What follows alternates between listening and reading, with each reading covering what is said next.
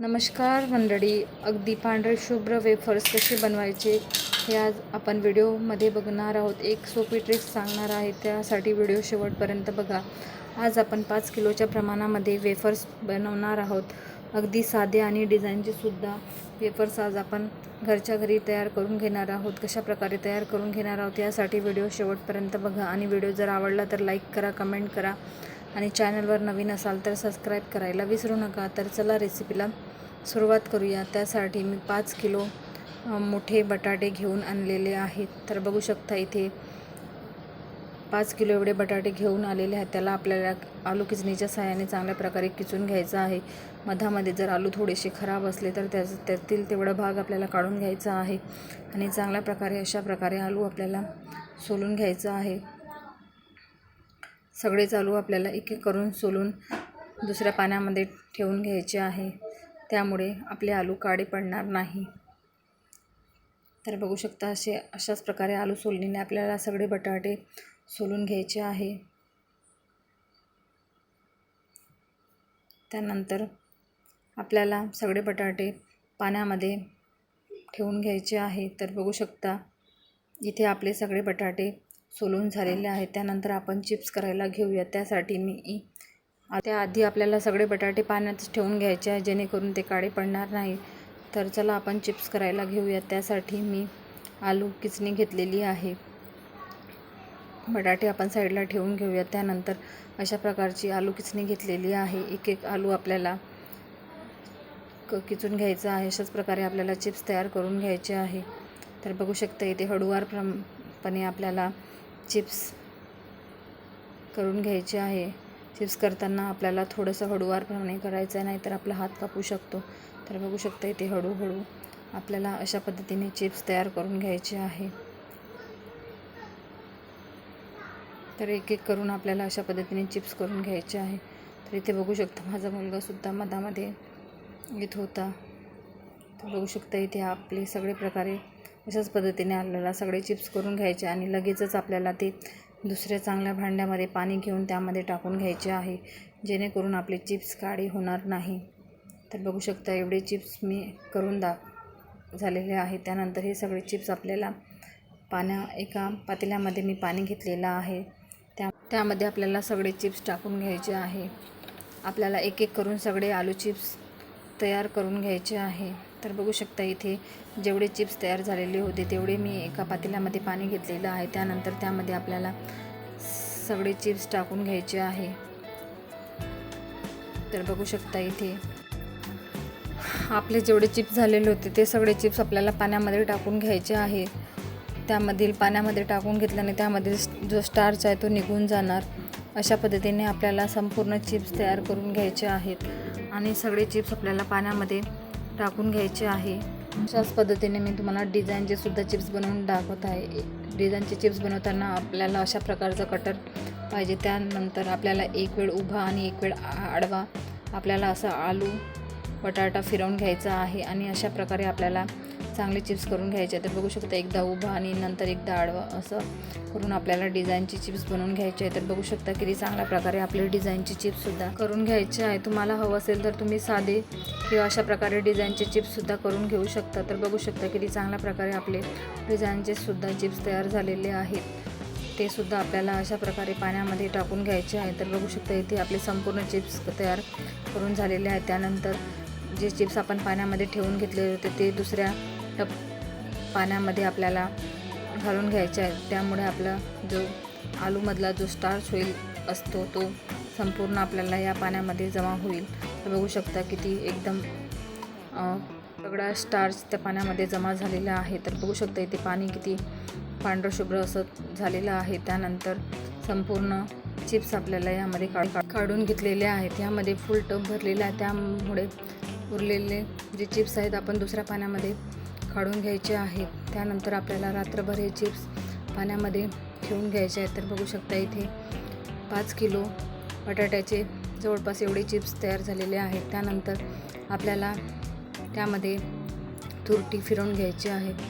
तर बघू शकता इथे अशा प्रकारे तुरटी फिरवून घ्यायची आहे आणि त्यानंतर 2 छोटेसे खडे तुरटीचे त्यामध्ये मी घालून घेतलेले आहेत. त्यानंतर उरलेले चिप्ससुद्धा एक छोट्याशा पातेल्यामध्ये टाकलेले आहेत. त्यालासुद्धा तुरटी फिरवून घेतलेली आहे आणि हे चिप्स आपल्याला रात्रभर पाण्यामध्ये ठेवून घ्यायचे आहे. त्यामुळे आपले चिप्स अगदी पांढरे शुभ्र असे तयार होतील. तर बघू शकता इथे तुरटी फिरवून झाल्यानंतर आपल्याला हे चिप्स रात्रभर पाण्यामध्ये ठेवून घ्यायचे आहे.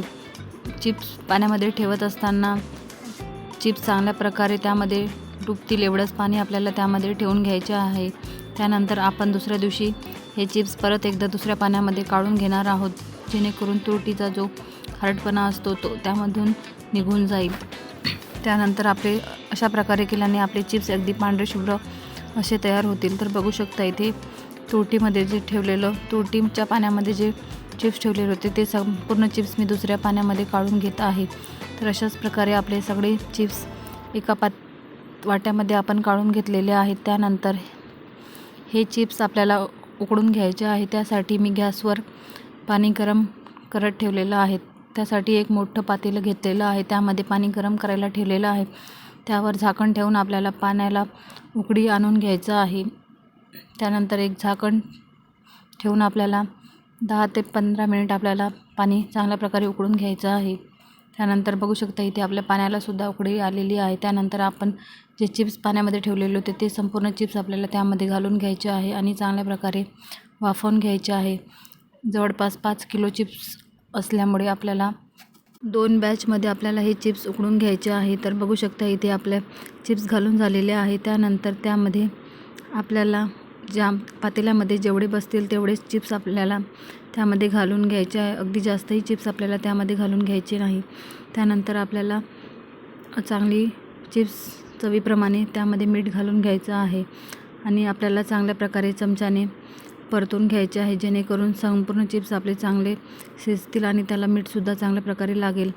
अशाच प्रकारे आपल्याला खालीवर करून चिप्स हलवून घ्यायचे आहे आणि चिप्स चांगले वाफेपर्यंत आपल्याला शिजवून घ्यायचे. अगदी जास्तही आपल्याला चिप्स वाफवून घ्यायचे नाही. आपलं चिप्स शिजले की नाही त्यासाठी एक खादं चिप्स घेऊन मला थोडंसं मीठ कमी वाटत होतं, त्यामुळे परत एकदा मी मीठ त्यामध्ये घालून घेतलेलं आहे आणि आपल्याला चांगल्या प्रकारे हे मिक्स करून घ्यायचं आहे. त्यानंतर एक असं चिप्स घेऊन आपल्याला तोडून बघायचं आहे. ते जर सहज तुटलं तर आपले चिप्स उकळून झाले असं समजून घ्यायचं. तर बघू शकता पुन्हा एकदा एक चिप्स तुम्हाला मी तोडून दाखवते.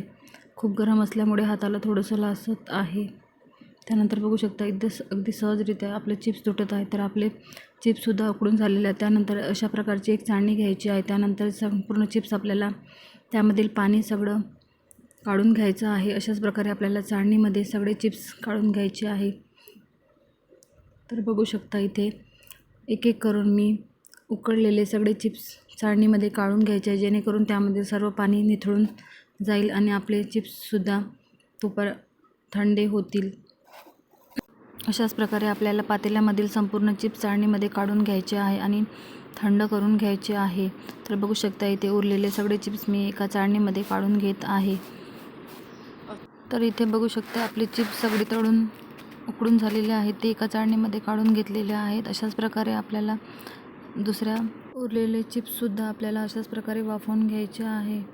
त्यानंतर बघू शकता उरलेले चिप्ससुद्धा मी चाळणीमध्ये काढून घेत आहे आणि उरलेले जे चिप्स होते ते सुद्धा अशाच प्रकारे आपल्याला वाफवून घ्यायचे आहे.